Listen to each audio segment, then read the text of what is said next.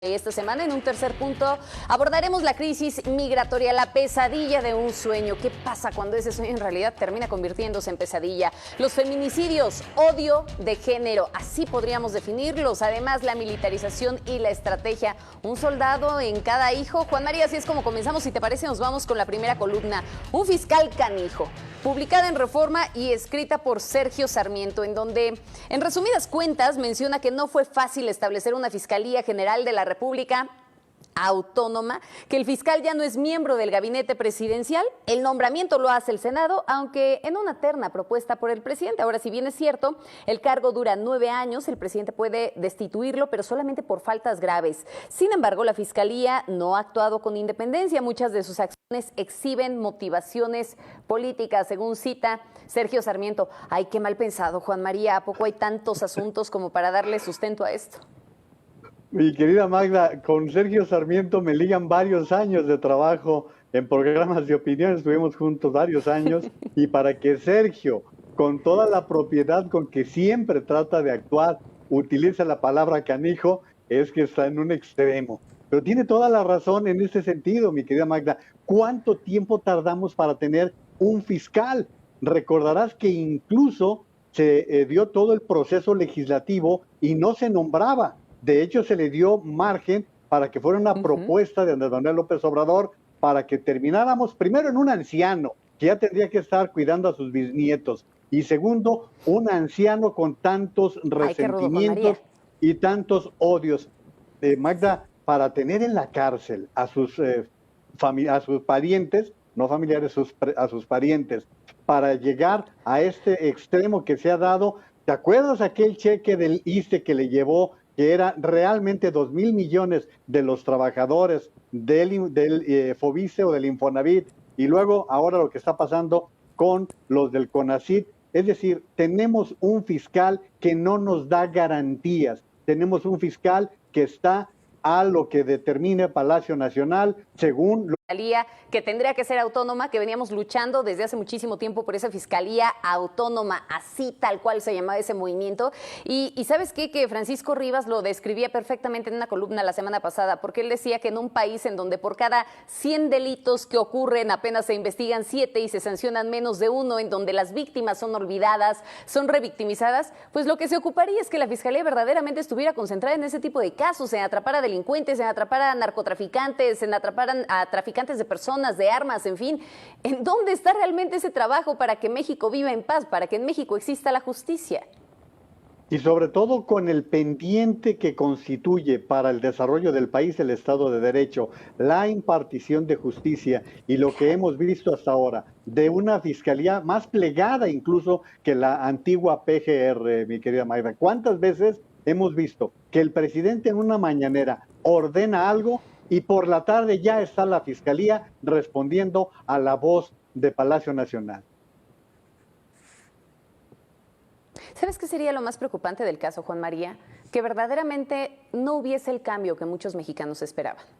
¿Por qué? Porque, a ver, estamos hablando y llevamos todos estos minutos hablando de una fiscalía autónoma, ¿no? Por la que muchas organizaciones de la sociedad pues estaban buscando que verdaderamente se tuviera esa independencia, que dejara la fiscalía de ser un brazo político del gobierno, y de pronto parecería que no ha sido así y que seguimos estancados en un pasado en donde no hubo cambio. Por el contrario, se han agudizado los problemas que hemos venido arrastrando durante tantísimos años. Me queda claro que cuando una persona es culpable se le debe de perseguir hasta aplicarle la ley, hasta aplicarle el Estado de Derecho. Sin embargo, en muchos de los casos no está siendo así. Y fíjate cómo cuando las personas hacen su trabajo como debe ser, hasta hace poco tiempo traíamos en crítica permanente al presidente de la Suprema Corte de Justicia. Bastaron unas cuantas acciones de parte de la Corte y con Saldívar al frente para que ellos le dieran vuelta a todas las críticas. Hoy vemos a una Corte mucho más seria, mucho más concentrada en su trabajo. Esto sería el ejemplo a seguir de una fiscalía que parece, como dice Sergio, parece más una extensión del gabinete del presidente de la República. y que ganaría credibilidad. En fin, para poder concluir con este tema, cita varios casos. Sergio Sarmiento, entre ellos, finalmente retoma el asunto de Ayotzinapa, retoma el caso de Rosario Robles y finalmente los científicos investigados ahora de la CONACYT, los científicos investigados ahora por la Fiscalía. Vamos a pasar a la siguiente columna. AMLO y los gobernadores, a unos premio, a otros cárcel. Está interesante el planteamiento que hace en esta ocasión Salvador García Soto ahí en el Universal, porque menciona que así es como se desmantela la alianza federalista que pretendió erigirse en un movimiento político en contra de AMLO. La pregunta es, ¿tan pequeña es la oposición? ¿Qué tanto se pueden preocupar? ¿Qué tanta cola tienen que le pisen como para que esté diciendo Salvador García Soto que el asunto es a dos premiarlos a fin de aminorar el golpe político, a fin de quedar bien, y a otros 3 encarcelarlos?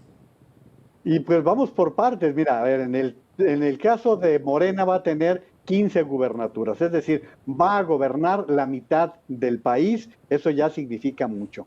No sabemos si todavía vendrán otras invitaciones, por ejemplo, a Javier Corral, que tiene una relación cercana, el exgobernador de Chihuahua, o por lo menos una simpatía con el presidente de la República. Ya está la propuesta del gobernador de Sinaloa para la Embajada de México en España. Todavía no sabemos, al de Nayarit, que no tiene una afiliación política. Él realmente su vida la pasó en el PRI. Su padre fue gobernador de Nayarit, electo por el PRI, y entonces él desde niño sabe lo que es el PRI, y además es más empresario que político. Ese por un lado, por lo que hace al de Nayarit. Ahora, los 3. Mira, permíteme tener mis serias dudas. Ya mandaron mensaje a algunos perredistas que si se atreven a tocar a Silvano Aureoles, tienen mucha tela de dónde cortar, porque acuérdate que López Obrador fue perredista y gente como Guadalupe Acosta dice... ¿Pero crees que siga pesando tanto el PRD? Pero muchas pruebas sí debe tener para poder responderle. A lo mejor no tiene videos, o sí tiene videos, vamos a ver de qué se trata con respecto a Silvano Aureoles. Yo creo que al gobernador de Michoacán difícilmente lo va a tocar. El de Colima tuvo ya un acercamiento hace poco tiempo, pero bueno, Salvador García Soto es un hombre que tiene muy buenas fuentes de información, y quiero recordarte, mi querida Magda, que hace algunas semanas, 3 o 4 semanas, hizo una revelación tan importante que fue la vinculación de los hijos del presidente con personajes un tanto cuanto señalados por vínculos con gente que está cercana al crimen, y de repente se acabó el tema Tamaulipas. Todo parece indicar que Francisco Javier García Cabeza de Vaca la va a librar, porque eso que dijo el propio Salvador García Soto algunas semanas en Serpientes y Escaleras va a ser la patente de corso para un gobernador al cual todo parecía indicar que iban a desaforar, que lo iban a llevar a la cárcel, y pues creo que calladitos se ven más bonitos.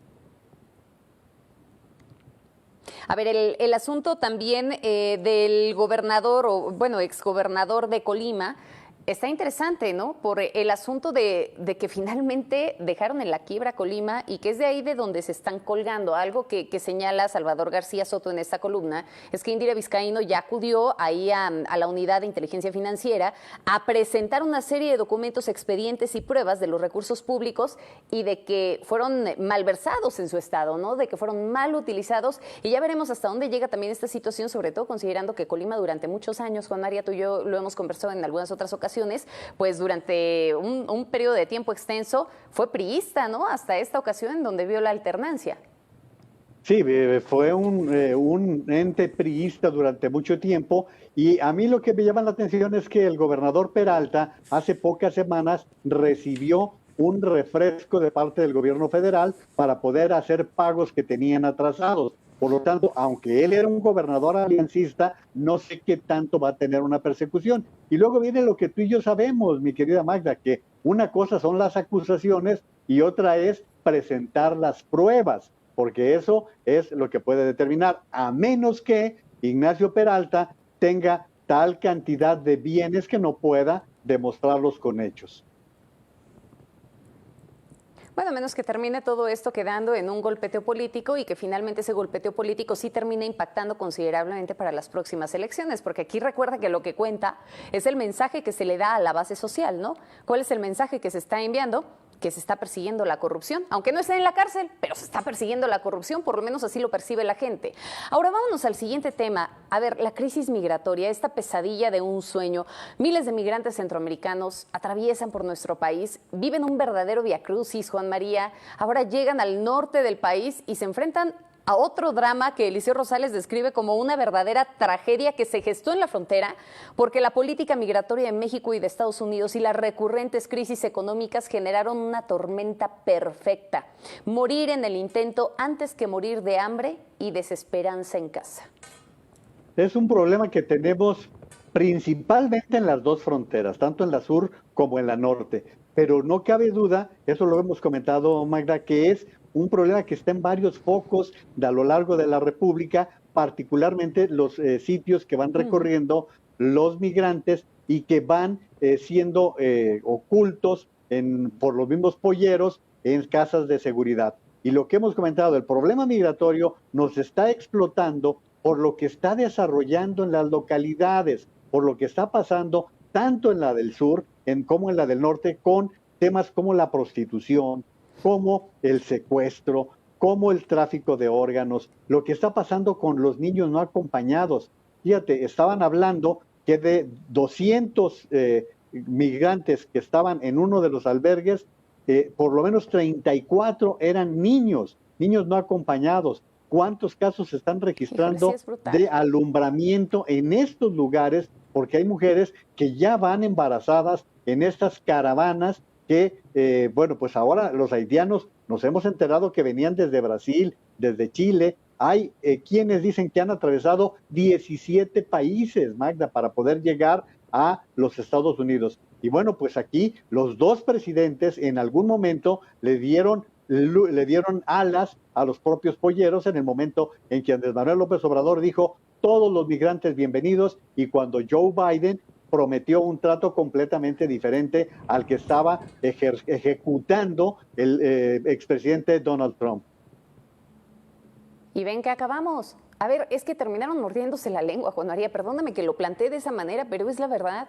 Empezaron con una política de puertas abiertas y ahora tenemos un severo problema, una crisis migratoria que no se puede frenar o que hasta el momento no han visto la forma de frenarlo. Y me llama la atención lo que mencionas ahora con el asunto de los polleros, porque, a ver, este es un tema que se ha puesto sobre la mesa con el gobierno de Estados Unidos, el gobierno mexicano y el gobierno de Estados Unidos. Lo discutieron inclusive cuando vino Kamala Harris, ¿recuerdas?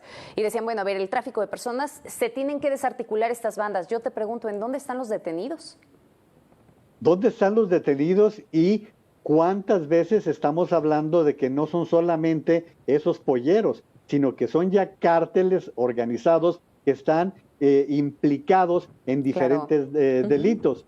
Ahora, por otro lado, Magda, también tenemos que pensar que este problema migratorio ya nos está impactando en otros ámbitos del desarrollo del país. Decían en la reunión que hubo de CELAC, que decía Alicia Bárcena, que se necesitarían 45 mil millones de dólares para resolver el problema centroamericano. No es verdad. ¿Por qué? Pues porque la forma en que se dan estos recursos normalmente terminan en corrupción. Y segundo, los migrantes no quieren que les paguen 2, 3 mil pesos por andar sembrando arbolitos. Ellos lo que tienen la mira puesta es en los dólares, mi querida Magda. A ver, el asunto, Juan María, es que les pueden seguir mandando y mandando y mandando recursos a Centroamérica y demás, y se va a terminar convirtiendo en un barril sin fondo. ¿Por qué? Porque el problema es más grande. Mientras realmente no existan oportunidades en el país, mientras no se cambie toda una estructura, mientras no se cambie toda una política social, una política económica, una política en sí misma, pues verdaderamente no va a haber resultados. Y ahí tenemos la crisis de lo que está pasando. Ahora sí me parece grave porque de pronto con las medidas que se están aplicando se está obligando también a los migrantes a tomar rutas que son más peligrosas y al rato vamos a tener un problema aún mayor de lo que ya se tiene encima. Pero ya veremos cómo avanza esto. Parece que vamos en el camino, en un camino errático, sí. Un detalle que el exdirector del Instituto de Migración estaba haciendo como advertencia: del 100% de los migrantes, el 30% son mexicanos, Magda. que ya están buscando salir de México para ir a trabajar a Estados Unidos. Ya habíamos logrado revertir desde el año 2000 esta tendencia, pues ahí está nuevamente la fuga de mexicanos.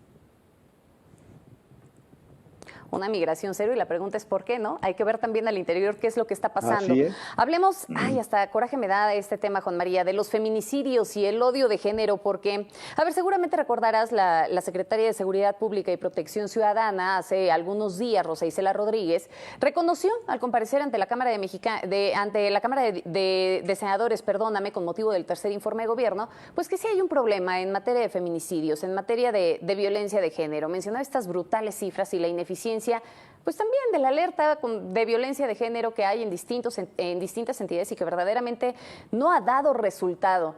Juan María, aquí lo más preocupante es que las mujeres viven con miedo, que no se puede salir tranquila a la calle, no puedes abordar tranquilamente el transporte público porque no sabes si vas a regresar o si no vas a regresar, porque puedes dormir con el enemigo y no sabes ni siquiera si puedes denunciar y va a haber justicia en los casos.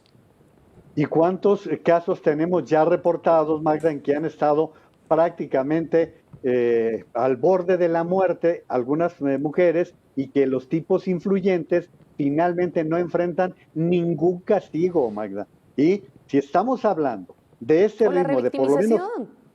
Así es, claro, entre 10 y 14 feminicidios cada día.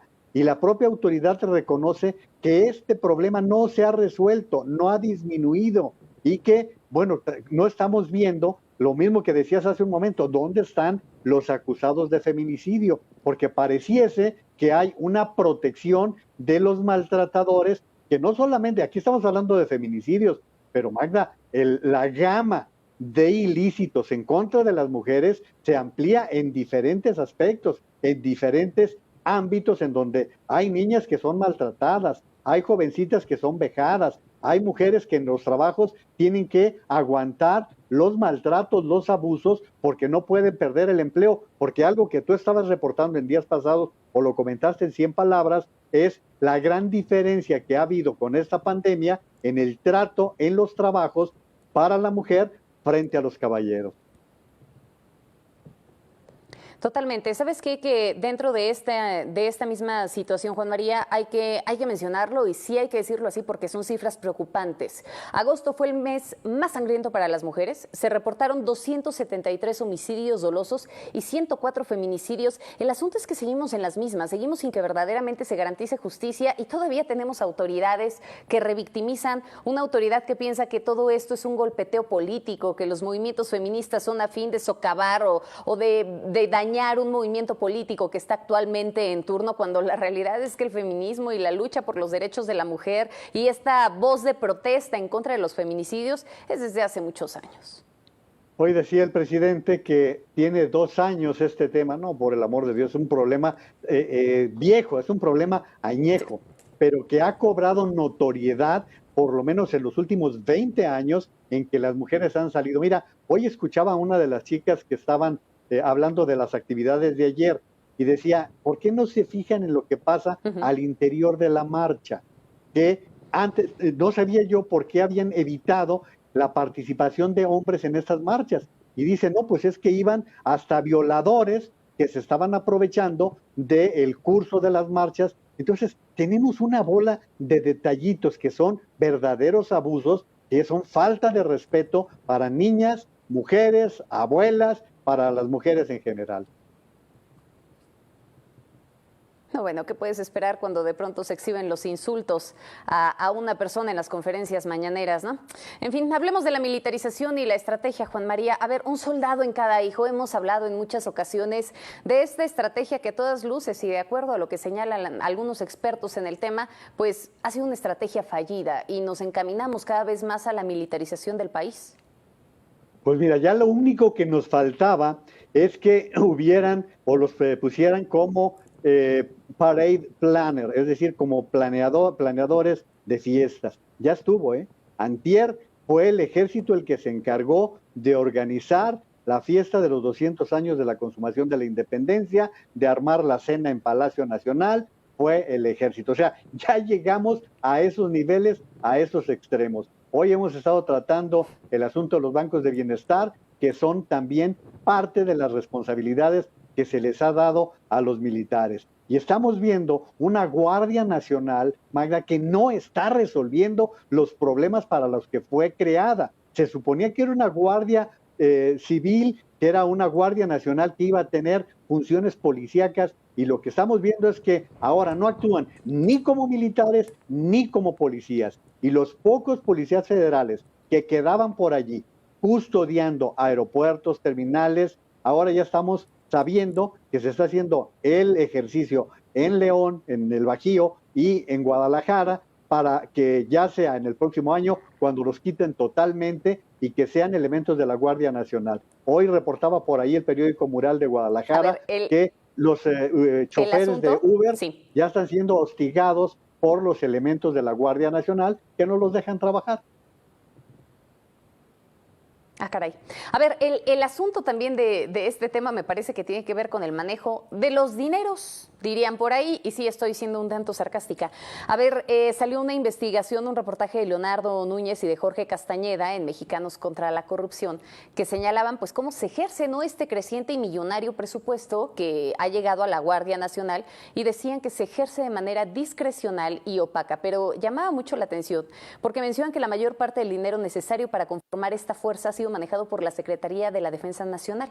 Inclusive hablaba de estos cuarteles que han sido creados y mencionaban que ha sido con recurso de la Secretaría de la Defensa Nacional. Entonces ahí tienes la respuesta, Juan María.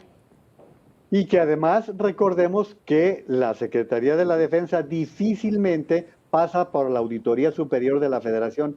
Y yo te pregunto, Magda, en el futuro, ¿quién va a ser el valiente que se va a atrever a quitarle todas estas responsabilidades que le están dando a la Secretaría de la Defensa Nacional? Por ejemplo, las cuotas de derecho de uso de aeropuerto en Santa Lucía, que extrañamente, por orden del presidente, serán para la Secretaría de la Defensa. Te digo que en el muy corto plazo, toda esta actividad que se le ha entregado, así es, que tienen. Así es, todo esto que está significando la entrega a las Fuerzas Armadas en general, que es Marina y Ejército. Aquí el asunto es ver la lealtad que van a tener hacia el mandatario federal y qué va a pasar después, ¿no? Porque tú dices, bueno, a ver, nadie se va a atrever a quitarles el poder. No, seguramente no, nadie se va a atrever. Y después, entonces, pues ellos iban a tener mucho que agradecer. Ahí va a estar el asunto y ya veremos cómo se ponen las cosas. Nada más mencionar, y para poder cerrar este comentario, el 59% de los integrantes de la Guardia Nacional, de acuerdo a esta investigación que les mencionaba, son militares que jamás dejaron de pertenecer y recibir sus salarios en la Secretaría de la Defensa Nacional. Querido Juan María, nos vamos. Pues como siempre el tiempo se acortó, pero ha sido un placer como siempre compartir espacio contigo, mi querida Magda, con la audiencia de Mega Noticias. No, bueno, si por nosotros fuera, nos aventábamos una hora completa. Querido Juan María, te mando un abrazo, muchísimas gracias por acompañarnos. Hoy esto fue De Frente, ha sido un gusto, un verdadero gusto que esté con nosotros esta tarde, y llegó la hora de ceder los espacios, de ceder el espacio y los micrófonos a Joely Ramírez. Joe, ¿cómo estás? Buenas tardes. ¿Qué tal? Un gusto saludarte a ti y a todo el auditorio. Hay tensión en Chiapas, particularmente en Panteló. Vamos a tener el desarrollo de esta noticia, Maja. Por supuesto, un tema de tensión, el asunto migratorio. Que tengas una excelente tarde. Nos vemos en la próxima. Pásala bien. Vamos a hacer una breve pausa. Volvemos.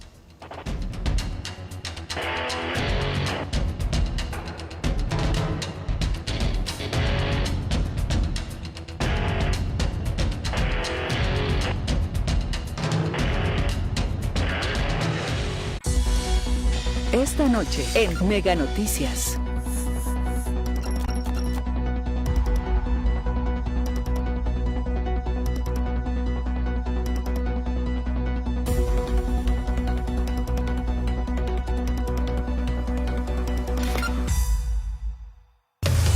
En México. Tenemos más de 27,000 escuelas de tiempo completo, con un presupuesto de 5,000 millones de pesos. ¿Es suficiente? No solo es un dato, es una realidad. Joely Ramírez, de lunes a viernes en Mega Noticias. ¿Y a ti, qué es lo que más te gusta de nuestro país? Cultura, gastronomía, biodiversidad, raíces, tradiciones. Septiembre, mes de la patria. ¡Viva México!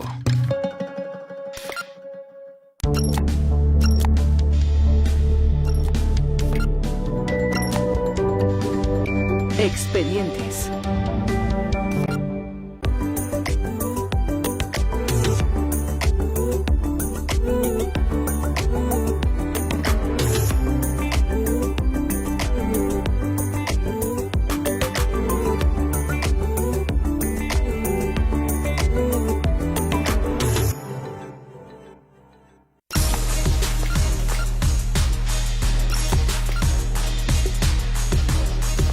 Para opinar.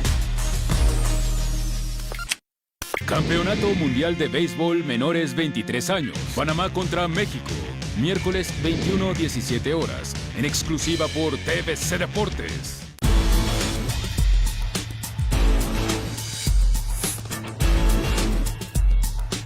Mega Noticias MX.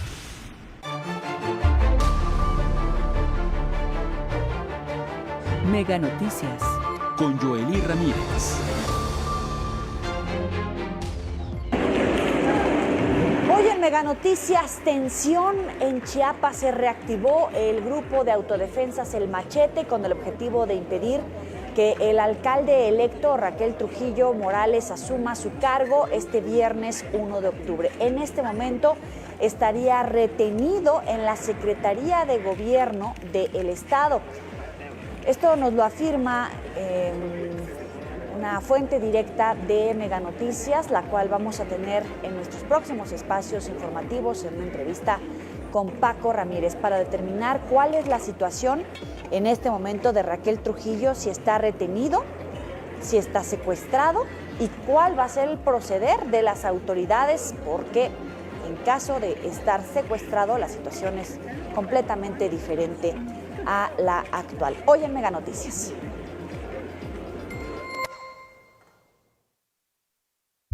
El autodenominado Grupo de Autodefensa El Machete volvió a reagruparse en el municipio de Panteló, por lo que la situación es tensa en este municipio del norte de los Altos de Chiapas. Los integrantes de El Machete advierten que no van a permitir que el presidente electo Raquel Trujillo Morales tome protesta como alcalde de este municipio el próximo 1 de octubre. Una vez más, mostraron parte de su fuerza y armamento con el que cuentan y se dijeron respetuosos de las Fuerzas Armadas y personal de seguridad y Fiscalía del Estado, pero dijeron estar dispuestos a enfrentarse a quien sea. Porque muchos rumores ahorita que están llegando en Panteló, que Raquel Trujillo, que a la fuerza quiere entrar el 1 de octubre con su gente como los sicarios, pero nosotros como autodefensa estamos dispuestos a luchar. Lanzaron una advertencia al gobierno del estado. Cuando está tranquilo el Panteló, ahora sí autodefensa, nos hacemos un lado también. Si el gobierno también que lo apoya el Raquel Trujillo, que lo piense también el gobierno. Ante este panorama, la situación en Panteló tras el resurgimiento de los autodefensas El Machete es tensa. Para Mega Noticias, reportó Harald Salim. Se acabó la guerra. ¿Quién se va a acabar? ¡Mira mi tío! ¡Ay, ay, ay! Escucha, sí. Mira ese hijo de puta. Nosotros lo vamos a matar a todos los inocentes de este pabellón. Están confirmados 40, pero se encontró en el pabellón 5 muchos más, superan los 100. Estamos identificando y estamos en el proceso de evacuación de los muertos. Tragedia en Ecuador. Un motín en la cárcel número 1 de la ciudad de Guayaquil dejó como saldo al menos 100 muertos, de acuerdo al Servicio Nacional de Atención Integral a Personas Privadas de Libertad y Adolescentes Infractores. Esta situación obligó al presidente Guillermo Lasso a declarar estado de excepción en todo el sistema penitenciario. Hoy en Mega Noticias, científicos investigados por la Fiscalía General de la República se reunieron con el ministro presidente de la Suprema Corte, Arturo Saldívar. La reunión ocurrió a solicitud, a petición de los investigadores acusados por peculado, lavado de dinero, uso ilícito de atribuciones y facultades y delincuencia organizada. El ministro presidente escuchó sus inquietudes y les reiteró que el Poder Judicial de la Federación seguirá actuando con independencia e imparcialidad en el cumplimiento de su deber. Hasta ahora, la FGR ha solicitado en 2 ocasiones órdenes de aprehensión contra los 31 integrantes de la comunidad científica y en las 2 ocasiones el juez negó las órdenes de captura. Jesús Ramírez Cuevas, vocero de la presidencia, aseguró que durante 16 años el foro consultivo recibió 571 millones de pesos, pero solo 100 millones de pesos fueron utilizados para proyectos de ciencia y tecnología. El resto los usó en gastos operativos. Aseguró que en la actual administración el foro presionó para recibir 33 millones de pesos. Hoy en Mega Noticias, Adán Augusto López, el secretario de Gobernación, compareció ante el Pleno del Senado como parte de la glosa del tercer informe de gobierno. Ahí planteó la disposición política del gobierno federal de dialogar desde las diferencias y con el principio de que nadie es dueño de la verdad absoluta. El país no se merece un clima de crispación, pero es responsabilidad de todos que construyamos los consensos, los acuerdos necesarios. Tenemos que ver más allá de nuestros respectivos espacios de responsabilidad y hacer un ejercicio de construcción de acuerdos, de consensos entre todos. Ninguno de nosotros es dueño de la verdad absoluta. Toca pues a todos llegar a construir un mejor México. Hoy en Mega Noticias, los gobiernos de México y Estados Unidos trabajan en una nueva estrategia de seguridad que va a sustituir a la extinta Iniciativa Mérida. Tras la entrega de la colección 21 para el 21, el Fondo de Cultura Económica, el secretario de Relaciones Exteriores, Marcelo Ebrard, anunció que el próximo 8 de octubre sostendrán una reunión de alto nivel para acordar un nuevo mecanismo de colaboración en materia de seguridad. Pues yo pensaría que ya lo que fue el fundamento de la Iniciativa Mérida, sus objetivos principales, su contexto, queda ya superado con este nuevo encuentro entre México y Estados Unidos, que le hemos llamado entendimiento. ¿Se refunda la Iniciativa Mérida? ¿Se refunda? No, pues la Iniciativa Mérida se acabó. Ahora estamos entrando en otra etapa. ¿Usted recuerda qué es la Iniciativa Mérida? Vamos a recordar un poco. Se trata de un programa de cooperación en seguridad entre Estados Unidos y México, así como 7 estados centroamericanos y 2 del Caribe, cuyo objetivo fue fortalecer a estos países en el combate al narcotráfico. Se estableció en 2008 por el gobierno de los Estados Unidos, siendo presidente George Bush, y en el caso de México el presidente era Felipe Calderón. Es importante destacar que es un programa de cooperación en el que participan por Estados Unidos el Departamento de Estado, el Departamento de Justicia, el Consejo Nacional de Seguridad, el Pentágono, la Agencia Central de Inteligencia, la CIA, el FBI y la Agencia Antidrogas. Por México, el Congreso de la Unión, la Secretaría de la Defensa Nacional, la Armada de México, la Secretaría de Seguridad Pública, la Fiscalía General de la República y el Centro de Investigación y Seguridad Nacional. Aunque parece que Estados Unidos otorga una suma importante de recursos, no es tan así. No se entregan armas ni dinero en efectivo. Se coopera en asistencia aérea, donde sí se entregan aeronaves. Cooperan en seguridad de los puertos y aeropuertos. Comparten tecnología operacional y capacitan a funcionarios mexicanos en la aplicación de la ley. En los primeros 3 años, Estados Unidos otorgó $1,665 millones en asistencias como las referidas, y entre 2019 y 2020, ya en la actual administración, se otorgaron asistencias por $320.5 millones. Aunque el gobierno afirmó que la Iniciativa Mérida está enterrada oficialmente, no es así, y México sigue recibiendo asistencia por parte de Estados Unidos. ¿Cuál es la clave de la información? Saber si en estos diferendos que han tenido entre México y Estados Unidos va a dejar de existir este modelo de cooperación, de inteligencia conjunta para combatir el narcotráfico y, por supuesto, a los criminales. Es decir, si, por ejemplo, la DEA puede tener operaciones a través de organismos mexicanos en territorio mexicano, o si ya no le van a dar información a la DEA o a la CIA. Es todo un tema. La cita, ponga atención, el 8 de octubre. Ojo a la línea 12, en breve van a comenzar los trabajos de reforzamiento en la inauguración de una sucursal del Banco del Bienestar en Tláhuac. La jefa de gobierno, Claudia Sheinbaum, destacó que lo más importante es poder regresarle este servicio seguro a los habitantes de esa demarcación. que estamos trabajando para que se restablezca la línea 12 del metro. Ya está muy avanzado el proyecto ejecutivo y estamos esperando que en las siguientes semanas, ya están viendo ustedes topógrafos en la zona, pero estamos esperando ya que en las siguientes semanas puedan ustedes comenzar a ver ya la reconstrucción de esta línea 12, porque lo más importante es poder regresarle este servicio seguro a los habitantes de Tláhuac.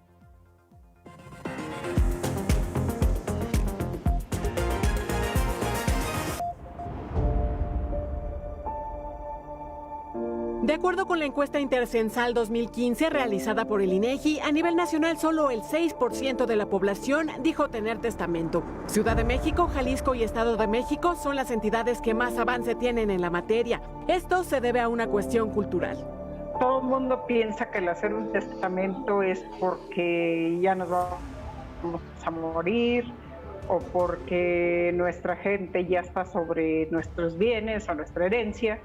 Sin embargo, pues en la práctica no es así. Marco Antonio sabe de la importancia del documento, pero hasta ahora no ha acudido a tramitarlo. La verdad, hasta ahorita que me dijiste, no se me había ocurrido. Esto, a pesar de que Marco ha vivido de cerca la muerte de personas cuyas propiedades quedan intestadas. Fue el caso de su padre hace 4 años. Mi hermano sí le dejó su casa, pero intestada. Entonces él sí se vio en problemas. Sí, él sí me dice que sí le costó no sé cuánto, la verdad, sí, pero sí cuesta. Pero, o sea, si mi papá ya le hubiera dejado la casa y todo lo que pues yo creo que ya no le hubiera costado ese trabajo. En Ciudad de México, de 34,000 personas adultas que murieron hasta febrero pasado por COVID-19, solo 20% contaba con un testamento, de acuerdo con una encuesta de servicios notariales. La recomendación es regularizar sus propiedades para posteriormente elaborar su testamento, principalmente para no heredar problemas. Cuando no hay un testamento, pues se nos complican más las cosas y los gastos, porque cuando dejo un testamento lo puedo abrir en una notaría o en un juzgado, y bueno, pues los honorarios no son tan onerosos como en el momento en que no dejo un testamento. ¿Qué pasa si muere sin testamento? Se debe hacer una sucesión intestamentaria. Quienes tienen derechos son los hijos y el cónyuge, que hereda como si fuera un hijo más. El procedimiento es mucho más costoso y lleva más tiempo que contar con un testamento. Tania Gómez, Mega Noticias.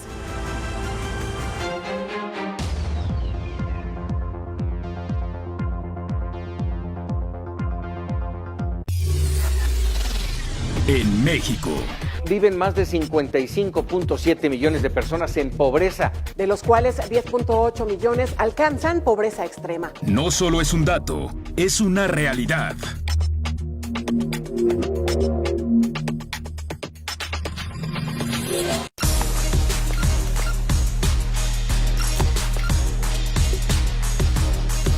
Para opinar.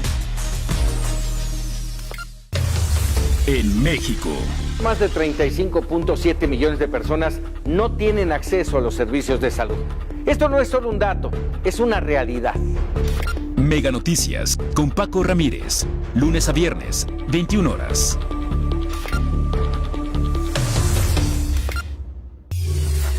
En México, los feminicidios han incrementado 7.1% con respecto al mismo periodo del 2020. 423 mujeres han sido asesinadas por razones de género. No solo es un dato, es una realidad.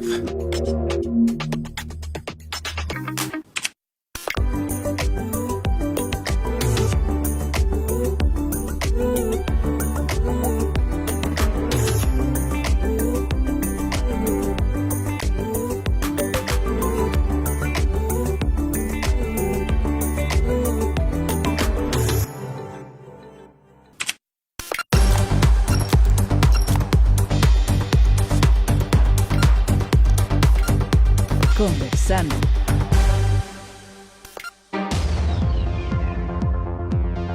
Tenemos 2 en ventanilla y un gerente para que asesore a la población. Principalmente va dirigida a las personas de apoyos sociales. Nosotras venimos por el apoyo que dan en las tarjetas, pero el asunto es de que no nos atienden de buena manera. Y este banco es uno que tiene una cartera vencida del 20% de sus créditos. Su nivel de morosidad es brutal. Abre una posibilidad también muy grande para todos aquellos, no solo que reciben los programas. Solo dan 100 fichas y supuestamente salió el chavo que está atendiéndonos, dice que se acaba el dinero, o sea, nada más le dejan lo de 100 personas y tan. Les pregunté en redes sociales qué tal les va con el Banco del Bienestar, cómo evalúan el servicio, ¿hay un buen o un mal servicio? Si entregan estas fichas, como lo escuchábamos en esta denuncia, si les entregan puntuales todos los apoyos de los programas sociales, de los programas del gobierno federal, si de verdad siempre hay un efectivo. Estamos esperando todas sus opiniones para ponerlos en la mesa con nuestros invitados. Se prevé que para el 2022 entren en operación un total de 2.700 sucursales del Banco del Bienestar en todo el país. Esa es la expectativa. Tan solo en la Ciudad de México se prevé la creación de 44 nuevas sucursales. Justo esta semana se inauguran en las alcaldías de Tláhuac, Iztapalapa, Gustavo Madero. Antonio Jiménez Ugalde se fue hasta una de ellas. ¿Qué tienes, Antonio?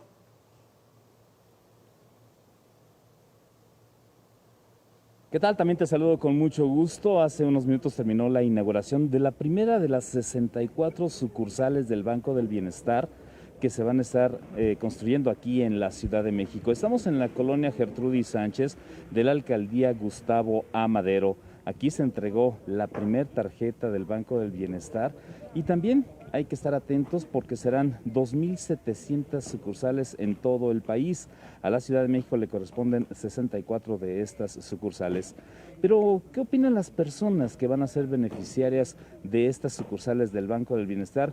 Veamos los que nos platicaron hace unos instantes en este sondeo que levantamos aquí en la colonia Gertrudis Sánchez.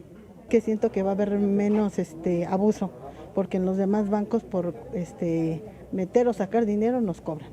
Entonces con ellos no. Trabajé como cualquier banco y pues sí por lo que acabamos de escuchar pues parece que no van a cobrar comisión y pues va a estar más accesible, ¿no? Para las personas que realmente lo necesitan o buscan un ahorro. Va a ser muy sencillo, más fácil y más seguro, porque ya estamos aquí en la misma comunidad y estamos ya cercas y estamos aquí junto con la comunidad de esta parte de nuestra capital, ya no nos exponemos a irnos a otros lugares alejados y preocupados por la inseguridad.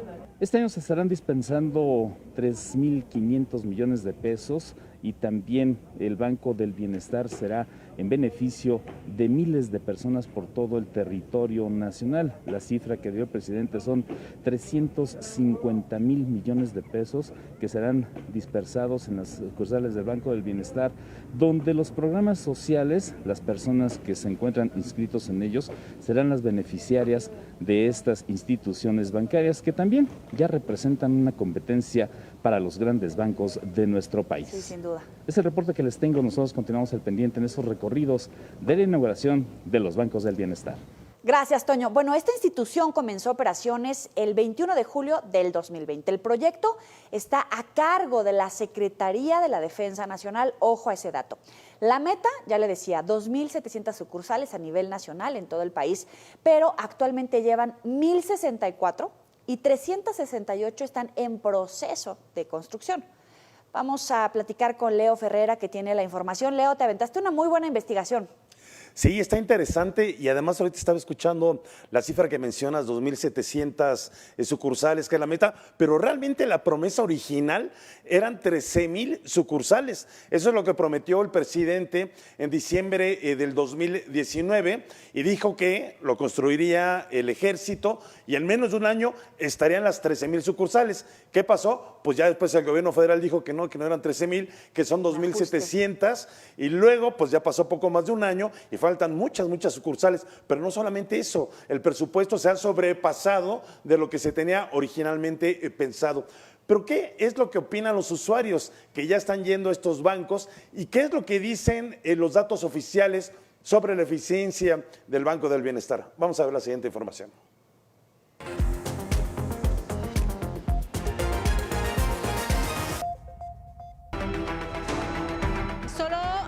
dan 100 fichas.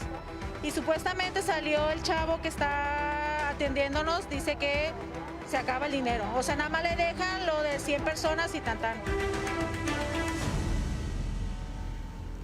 Bueno, estábamos haciendo cuentas, Leo, se habían presupuestado